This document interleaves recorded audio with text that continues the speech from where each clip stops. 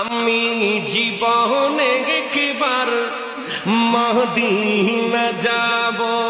সুবহানাল্লাহ বলেন না, মদিনা যাব, মদিনা যাব, আমি নবীজির কদমে সালাম জানাবো।